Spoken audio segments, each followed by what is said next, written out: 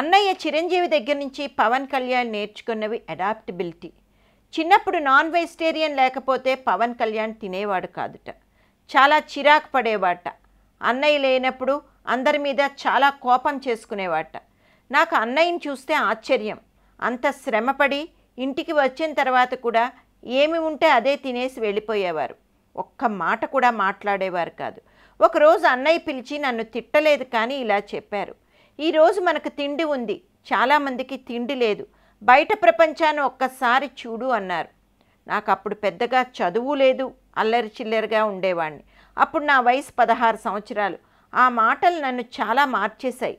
So ఆ రోజు నుంచి డిసైడ్ అయ్యాను, ఉన్న పరిస్థితుల్లో బ్రతకాలి, ఎక్కువ డిమాండ్ చేయకుండా అని.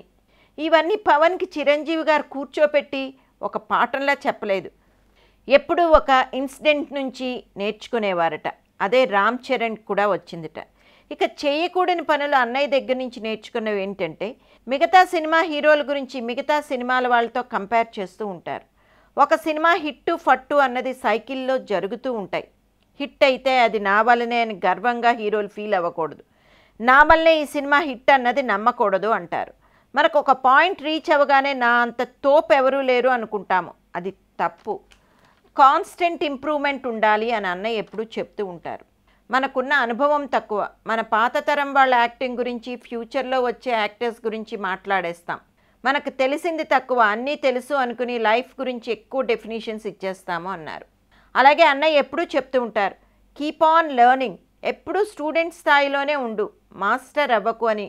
ఎందుకంటే మాస్టర్ స్థాయికి వచ్చేసరికి గ్రోత్ ఆగిపోతుంది, నేర్చుకోము. అందుకే అన్నయ్య ఎప్పుడు అది చెప్తూ ఉంటారు, నేను అది ఫాలో అవుతూ ఉంటాను అన్నారు పవన్ కళ్యాణ్.